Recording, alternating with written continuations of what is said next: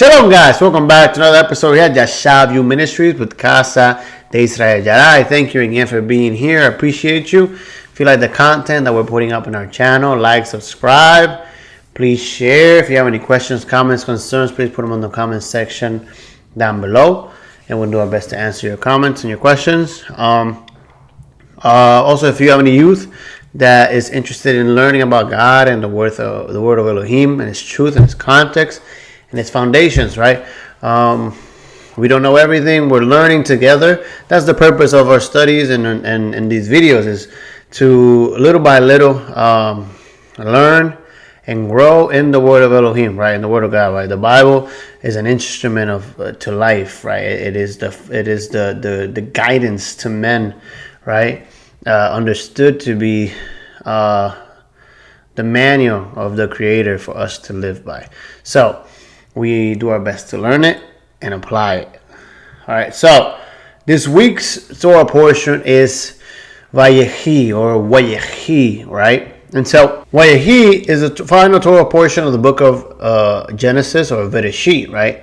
It begins 17 years after the patriarchs Jacob had arrived in Egypt, and recounts how he adopted Joseph's two sons, Ephraim and Manasseh, as his own children, and he then summoned his other sons for his final words, right? Among the other things, Jacob foretold how the Messiah will come from the lineage of Jehudah, and then instructed his sons to bury him in the promised land, right? So this Torah portion is following up Israel, right, coming to Egypt, right? He finds out his son is alive, and he's brought to Egypt because there's a famine, right? And so Joseph has been chosen by Elohim because of his obedience, his truthfulness and faithfulness to Elohim, right? And so Jacob is put in a position where he's able to see his son again, right?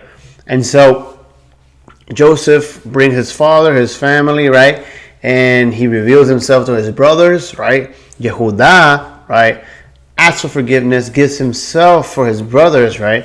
Or Benjamin in that case, right? And so Yehudah, right, redeems himself, right, from his mistakes, right? And so here we're starting to see Jacob fading away, right? He's gonna start to die, and gonna little by little has to pass down the blessing, right, to his sons, just like Abraham did, just like Isaac did, right? Jacob is going to have to do this too. And so he wants to do it with Joseph and his generation before he blesses his other sons. But before he does that, he makes it very important that he does not get buried in Egypt, that his bones are buried in the land of the Hittites, right, or Canaan, where his father bought the cave, and he bought the land, right? And so that's where Abraham and Sarah are buried. That's where Isaac and Rebecca are buried, and that's where Rachel and he wants to be buried at. And so that's where we're starting, right?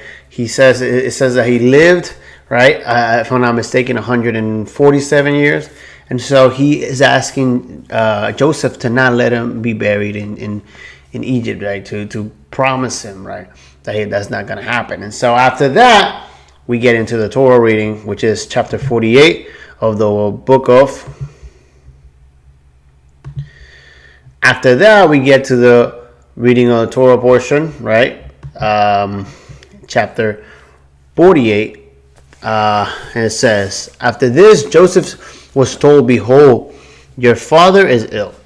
So he took with him his two sons, Manasseh and Ephraim, right? And it was told to Jacob, your son Joseph has come to you. Then Israel summoned his strength and sat up in bed. And Jacob said to Joseph, Elohim Almighty appeared to me in Luz, right, in the land of Canaan, and blessed me, and said to me, behold, I will make you fruitful and multiply you. I will make you a company of people, and I will give this land to your offspring, Manasseh, after you, for an everlasting possession. And now your two sons, who were born to you in the land of Egypt before I came to Egypt are mine, right? So now he's adopting Joseph's two sons, right? Ephraim and Manasseh shall be mine, and as Reuben and Simeon are mine. And the children that you fathered after them shall be yours. They shall be called by the name of their brothers in their inheritance. As for me, when I came from Padan, to my sorrow, Rachel had died in the land of Canaan on the way, when there was still some distance to go to Ephraim, and I buried her there on the way to Ephraim, that is, in Bethlehem. When Israel saw Joseph's sons, he said, "Who are these?" Joseph said to his father, "They are my sons whom Elohim has given me here." And he said, "Bring them to me, please, that I may bless them." Now the eyes of Israel were dimmed with age, so he could not see. So Joseph brought him near, and he kissed them and his knees, and he bowed himself with his knees to the earth. And Joseph took them both, and Ephraim in his right hand towards Israel's left, and Manasseh in his left hand towards Israel's right, and brought them near him. And Israel stretched out his right hand and laid it on the head of Ephraim, who was the younger, and his left on the head of Manasseh, crossing his hands. For Manasseh was the firstborn. And he blessed Joseph and said, "The Lord, the God whom my fathers Abraham and Isaac walked, the Elohim who has been shepherd all my life, long to this day, the angel who has redeemed me from all evil, bless the boys, and in them let my name be carried on, in the name of the fathers Abraham and Isaac. And let them grow into multitude in the midst of the earth." When Joseph saw that his father laid his right hand on the head of Ephraim, it displeased him. He took his father's hand and moved it from Ephraim's head to Manasseh's head. And Joseph said to his father, "No, this way, my father, since this is the firstborn. Put your right hand on his head." But his father refused and said, "I know, my son, I know. He also shall be a people, and he also shall be great. Nevertheless, the younger brother shall gather then, and he and his offspring shall become multitude of nations." So he blessed them that day, saying, "By you, Israel, will pronounce blessings, saying, God make you like Ephraim and Manasseh." Thus he put Ephraim before Manasseh. Then Israel said to Joseph, "Behold, I am about to die, but Elohim will be with you and will bring you again to the land of your fathers. Moreover, I have given to you rather than your brothers one mountain slope than I took from the land of Amorites with the sword and with my bow." Right? So interesting enough here, right? Israel, right, switches his hands, right, to bless, right, and give the birthright, right, to the younger, right. Interesting enough, he in his blessing, right, or in his prophecy, he is called to serve the older, right, and here he fulfills that with his grandkids, right. His grandkids are basically the younger has the birthright blessing, right. So when Joseph brought Ephraim and Manasseh to his father for a blessing, Jacob told his grandchildren, right, like we just saw, that you will be counted just as my own children, right? So this is why they are counted in the 12 tribes. Joseph then places Manasseh, his firstborn, opposite of Jacob's hand, right, and Ephraim opposite of the left. But Jacob deliberately crossed his hands and put his right hand on Ephraim, right? And so the younger ahead of the older, right? And then he proceeded to bless the sons, right? When Joseph saw this, he was displeased, right? So we saw that Joseph was not happy with how his father did this, right? The tribe of Ephraim, later defined with the house of Joseph in the scriptures, right? It later geographically controlled the earliest centers of worship in the promised land, right? Shechem, Shiloh. When the ark was removed from Shiloh to Jerusalem during the time of King David, seeds of animosity were sown in Ephraim and grew jealously of Judah's growing influence, right? After the death of King Solomon, the civil war caused the United Kingdom to be split, in two main groups: the 10 northern tribes led by Jeroboam and Ephraim, and Ephraimite, who established the rule of Shechem, and the two southern tribes of Judah and Benjamin.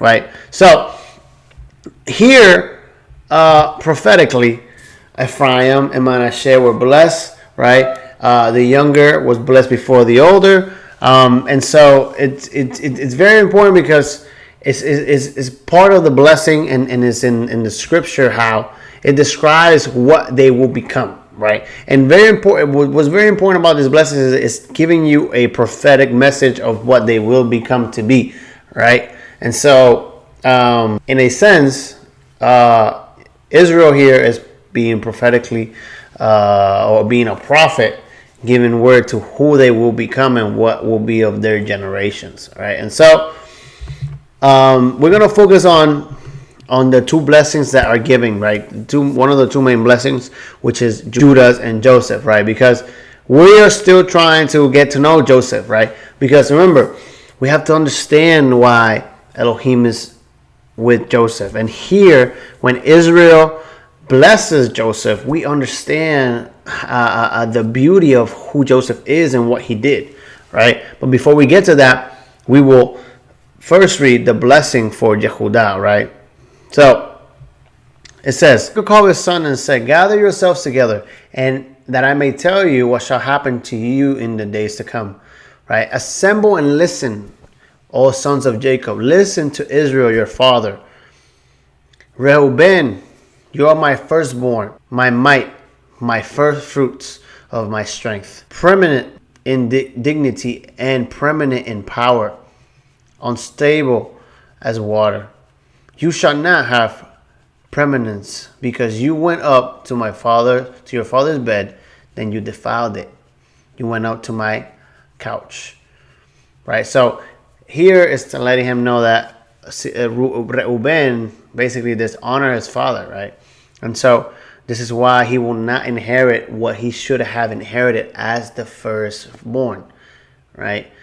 Reuben's mistake and Reuben's selfishness got him to lose his position as the first fruits, or the firstborn, right? It says, "Simeon and Levi are brothers, weapons of violence. Their swords let my soul come not into their counsel. O my glory, be not joined to their company. For their anger they killed men, and in their willfulness they hamstrung oxen. Cursed be their anger, for it is fierce, and their wrath, for it is cruel. I will divide them in Jacob and scatter them in Israel." Right, so this is talking about when Simeon and Levi, right, they killed and they murdered the men of Shechem, right, after their sister has slept with one of the men of Shechem, right. They did not approve of that, and so they said that the only way that they will marry their sister if they were circumcised, and then when they got circumcised on the third day, in their most painful moment, they killed them and they slaughtered them all, right? And so Israel honor was shamed, because this was right after he had reconciliated with his brother Esau, right? So this is why Simeon and Levi get this blessing or this curse, right? It says here, "Yehudah, your brothers shall praise you. Your hand shall be on the neck of your enemies. Your father's son shall bow down before you. Yehudah is a lion cub. From the prey, my son, you have gone up. He stood down and he crouched as a lioness who dares rouse him. The scepter shall not depart from Yehudah, nor the rucker's staff from between his feet, until tribute comes to him, and to him shall be the obedience of the peoples." This is beautiful, right? This is Yehudah, right? The kingdom will come through Yehudah, and the Messiah will come through Yehudah, and it's giving a prophetic message of what will be the king of Yehudah, right? It says, and to him shall be the obedience of his people, binding his foal to the vine, and his donkey colt to the choice vine. He has washed his garments in wine, and his venture in the blood of grapes. His eyes are darker than wine. and his teeth whiter than milk. Right. So here is a description, and I have a book here. Right. I have a book here which is the Bible of Anonkelos. Right. I was gifted this, and so Rico gifted it to me, and so it's a very great resource, and it's beautiful how it describes the blessings here, right? Because it takes it from the Hebrew and it gives you a closer translation, right? It says here for Yehuda's blessing. Look how it says it here in Onkelos. It says, Yehuda, you confess and you were not ashamed. Therefore, your brothers will praise you. Right. So here is giving you something that is not in the translation in the English. Right. So here's from Hebrew. Right. So here is saying the blessing says you confess and were not ashamed. Right. So it's describing when Yehuda, right now, right, when he presents himself to Joseph, right, and he has to confess, he has to put himself out there and give his life for his brothers, because he did not do it before, and because of his ignorance, Joseph was thought to be dead, and his father has suffered all these years just because they were jealous of who Joseph was going to become regardless, right? Right, Yehuda and his brothers wanted to get rid of Joseph, but Joseph's purpose was already meant for him, right? The only thing that Joseph had to do was to honor Elohim, and Elohim was going to be with him, right? That whole way, right? It says, therefore your brothers will praise you, your hand will prevail against your enemies, your adversaries will be broken. They will turn their back before you. The sons of your father will become before you to seek for peace.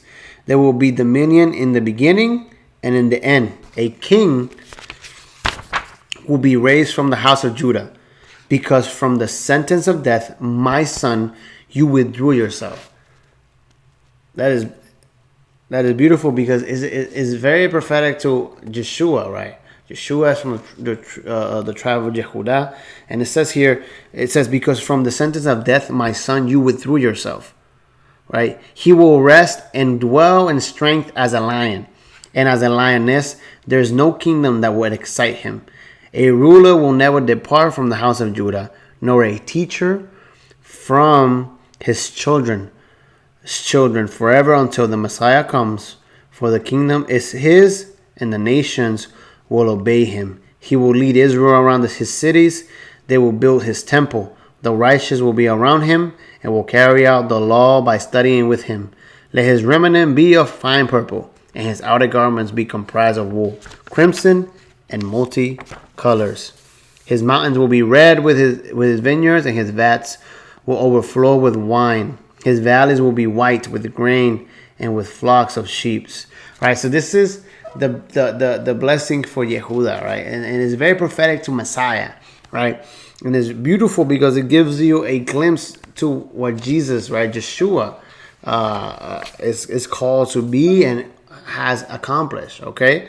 Now, I'm going to read from here, right? I was going to read it from the English, but I'm going to read it from here because it's very beautiful how it describes the blessing for Joseph, and it gives us an understanding of why Joseph is chosen, right? Because that's, at least for my youth, that's what I'm trying to teach, at least for this year's Torah portion cycles, right? We're trying to understand the qualities of a man and a woman that Elohim is looking for, right? What is God looking for? Because people read the Bible and they cannot find a way to connect with it, right? You read these stories and you're like, what does that have to do with me? But the moral and the how do you say that? The message, the lesson, right? The experience, just like when you are given an advice to somebody of something that you have lived, that's what the Bible is giving you, right? Right? The moral teaching and the experience that they're having teaches you something that you can apply today. Okay? So listen to the blessing of Joseph, right? Because it's very important. It says here, let me see. Verse 22. So it says, my son who will be numerous, is Joseph. My son will be blessed like a vine that is planted by a spring of water. 2 tribes will come forth from his sons. They will receive a portion and an inheritance. They were embittered with him and took vengeance upon him, and mighty men, and his opponents oppressed him. Right? So he's talking about Joseph now. His prophecy was fulfilled, literally returned. Regarding them, because he observed the Torah in secret and placed his trust in the divine power. Now let's see what it says here, right? It says here, verse 22 says, Joseph is fruitful but by a spring. His branches run over the wall. The archers and bitterly attacked him, shot at him, and harassed him severely. Yet his bow remained unmoved. His arms were made agile by the hands of the mighty one of Jacob. From there is the shepherd and the stone of Israel. Right. So here in the Hebrew translation, right, it tells us that it says here that Joseph, right, one of the biggest quality that Joseph had, right, because once you understand this sentence here, you will understand everything that comes after this, right? Because it's very important. We need to pay attention. It says here, Joseph says, his prophecy was fulfilled literally regarding them because he observed the Torah in secret and placed his trust in the divine power. Therefore, because he did that, because he applied the Torah, right? And the Torah is instruction. The instruction is doing the will of God, right? If God tells you this is what I want to do, that's an instruction, right? The Torah is built on a lot of things that God told humanity, mainly Israel, but through Israel, it was supposed to be spread out to the world, right? So he told humanity in his word what he wanted. And Joseph, before there was a Torah, he fulfilled it, and he trusted in the power of Elohim. And because he did that, this is what comes after that. Therefore, gold was cast in his arms. He took possession of the kingdom and became mighty.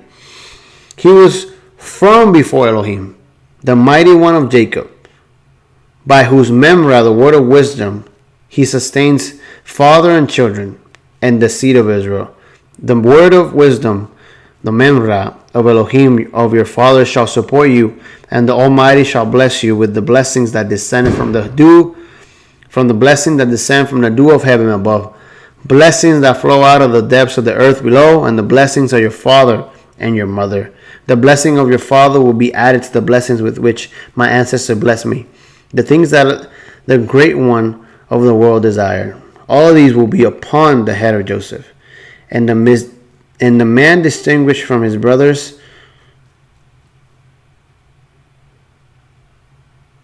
and all of these will be upon the head of Joseph, a man distinguished from his brothers. Right? So Joseph, in his essence, fulfilled an amazing feat. Right? Joseph did something very important, right? And this is going to be a very small video. This is going to be a very short video. Joseph honored Elohim, fulfilled his Torah in secret. He was fruitful, not by his words, but by his actions. His faith was in the divine power. His faith was in Elohim. I've said it before in other teachings, right? If you go to the book of Exodus, where we will enter now, right? The book of Shemot, which is names. And so we will go into this book and we will see that everything that was revealed to Moses was heavenly. Right, so the tabernacle was heavenly, the Torah was heavenly. So Joseph was ahead of his time because he understood the most important concept that I teach consistently: obedience and faithfulness to Elohim, the word, to Elohim's heart, which is the Torah. right? The structure, right? If you don't like the word Torah, okay. If you don't like the word instructions, okay.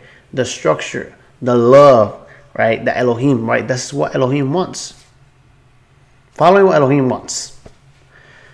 Whatever makes you feel better at the end of the day. Just like Joseph's purpose was going to be fulfilled, right?